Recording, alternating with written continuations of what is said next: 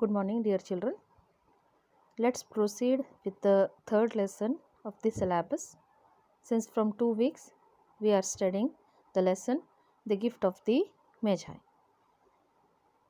Before starting the next paragraph, let's recapitulate what we have studied since from 2 weeks.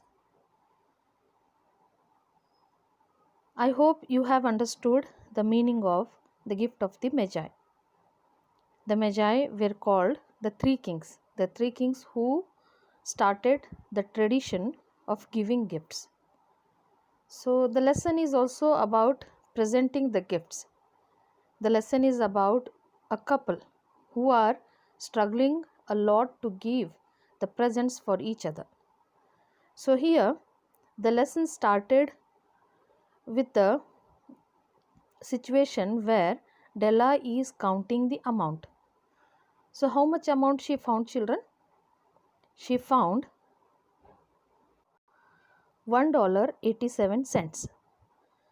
But actually, to buy the presents, she was in need of sufficient amount. So, from where she will get the sufficient amount and how she will manage to present a gift to her husband. Here, why they were presenting the gifts, children? They were giving gifts. It is the Christmas Eve. The Christmas, from Bible itself it has come that during the Christmas all the people, all the belongings, they are presenting the gifts to each other. This is what here Della is planning to give gift to Jim, and Jim is planning to give gift to Della. So here what happens, when they started to find the gifts, suitable gifts for each other, they find that they are not having sufficient amount. So how they manage, that is what the lesson tells. What they do, what they sacrifice, these are the questions, and we have to find the answers for these questions. Can we proceed? See, the Dillingham had been flung to the breeze during a former period of prosperity when its possessor was being paid $30 per week. Now, when the income was shrunk to $20, though they were thinking seriously of contracting to a modest and unassuming D. But whenever Mr. James Dillingham Young came to home and reached his flat above, he was called Jim and greatly hugged by Mrs. James Dillingham Young, already introduced to you, Dillingham Young, already introduced to you as Della, which is all very good. Here, Dillingham is a surname. Here we can see here Mr. James Dillingham Young is the full name of Jim, and he was given a short name here.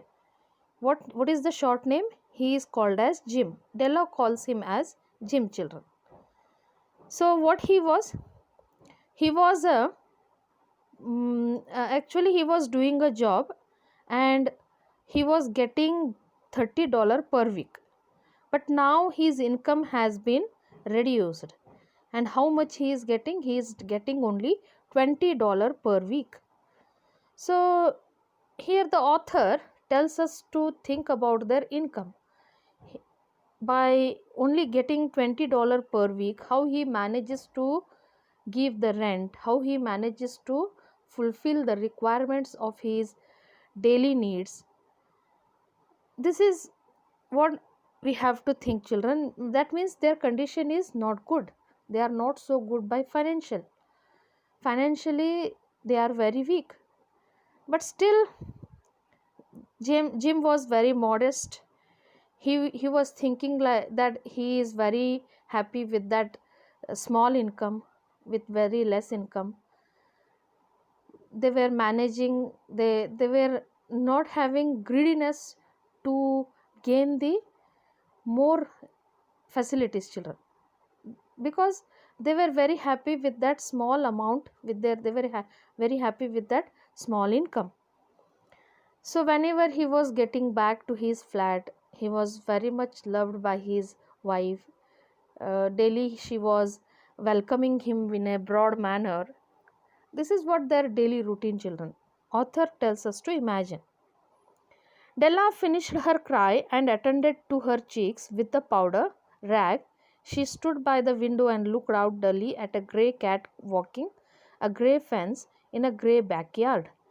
Tomorrow would be Christmas Day, and she had only $1.87 with which to buy Jim a present. She had been saving every penny she could for months. With this result, $20 a week doesn't go far.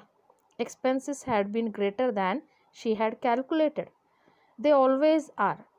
Only $1.87 to buy a present for Jim, her Jim.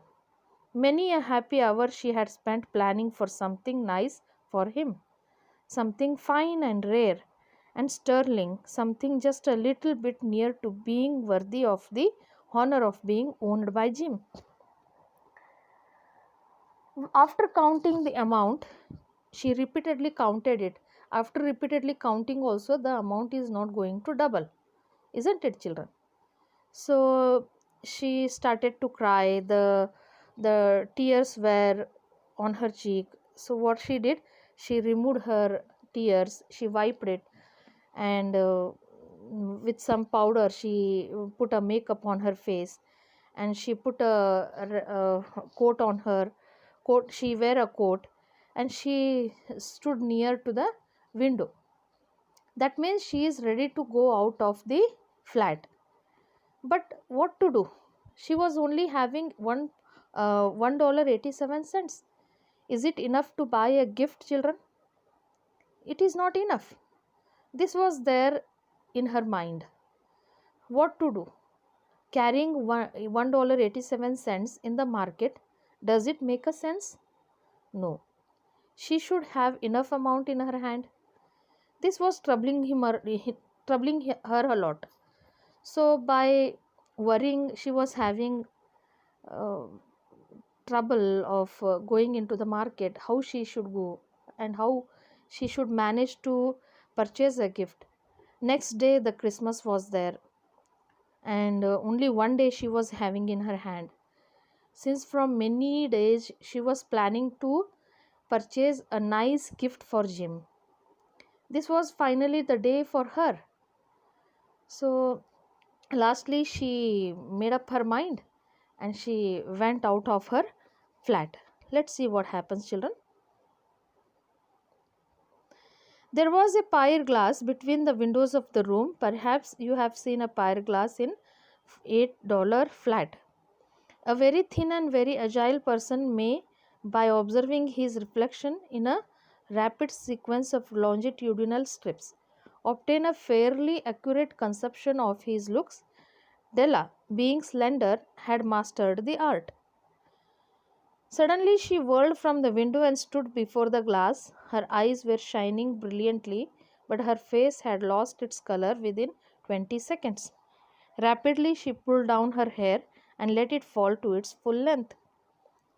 Where she was standing near to the window, children, there was a glass, and that glass was not so good looking. It's a pier glass, means you can see your image, the reflection appears in that.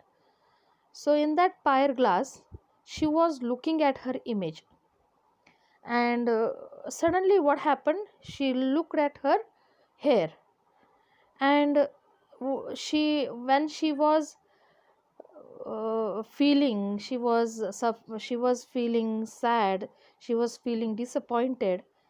Suddenly her attention went on her hair, where she had tied it.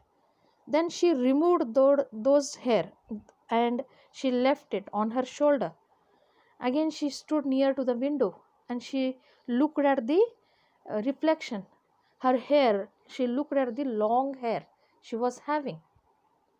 Have you got an idea now what she is going to do, children?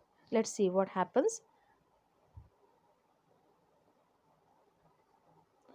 Now there were two possessions of the James Dillingham Youngs in which they both took a mighty pride. One was Jim's gold watch that had been his father's and his grandfather's. The other was Della's hair. See, the couple was having very precious possessions. Jim was having a watch with him. That was a gold watch, which was given by his father, and to his father, who had given? Jim's grandfather had given. So that was a very precious material what he was having, carrying from his elders. And here Della was having her hair, precious hair. Had the Queen of Sheba lived in the flat across the air shaft, Della would have let her hair hang out of the window some day to dry, just to depreciate Her Majesty's jewels and gifts. Here, O. Henry compares Della's hair to the Queen of Sheba.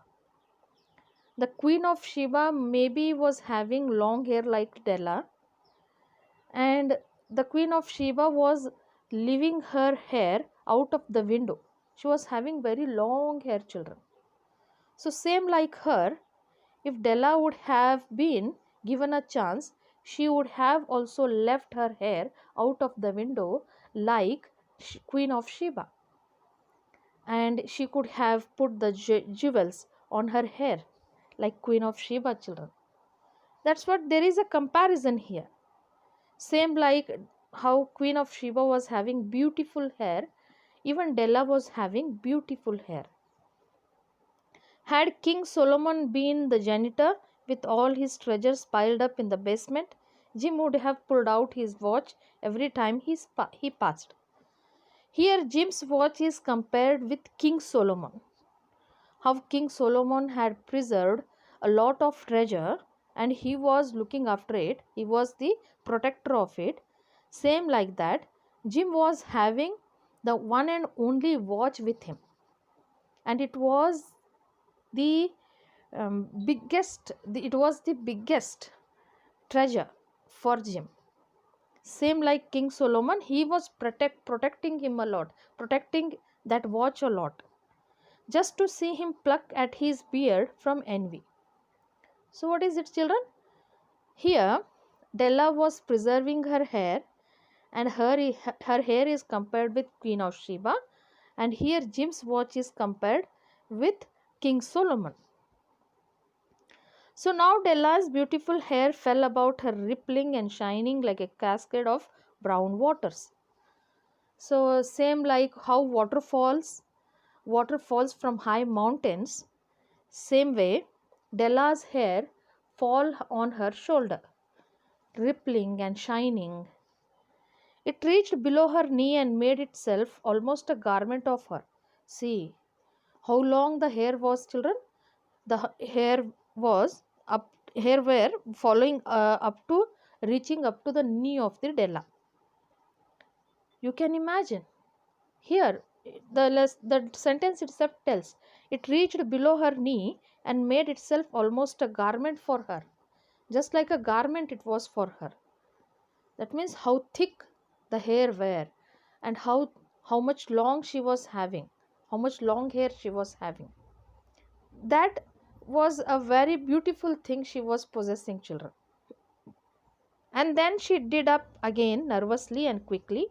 Once she faltered for a minute and stood still while a tear or two splashed on the worn red carpet. Then she was looking at her hair. She was dressing those hair very nicely. Then she thought for a while. She looked at her hair continuously. Then she made up her mind. Within a minute, she got up. She wiped her tear, and from just like a splash, she went out of her flat, children. On on went her old brown jacket, on went her old brown hat, with a whirl of skirts and with a brilliant sparkle still in her eyes. She fluttered out of the door and down the stairs to the street. There was a brown jacket she wore, and there was a old hat, brown hat, children. And just very fastly she came out of her flat. Then she came out downstairs, and soon she reached the market.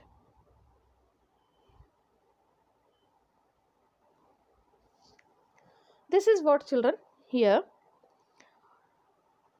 After reaching the market, what she does? So here in this lesson, in this session, what we came to know, we came to know about the precious possessions of the Della and Jim. And here a question may arise like what they are going to do, what Della is, why Della has come out of her flat, what she is going to do. So these are the questions, and what Jim will do, how they manage to give the gifts to each other. These are the questions, and we will find the answers for these questions in next session. Okay, your homework today is to find out the meanings of the difficult words. Okay children, find out the meanings of the difficult words and try to underline the figures of speech. How many paragraphs I have completed? Underline the figures of speech. How many figures of speech you will find? You have to underline those sentences. Okay, we will meet in the next session. Thank you.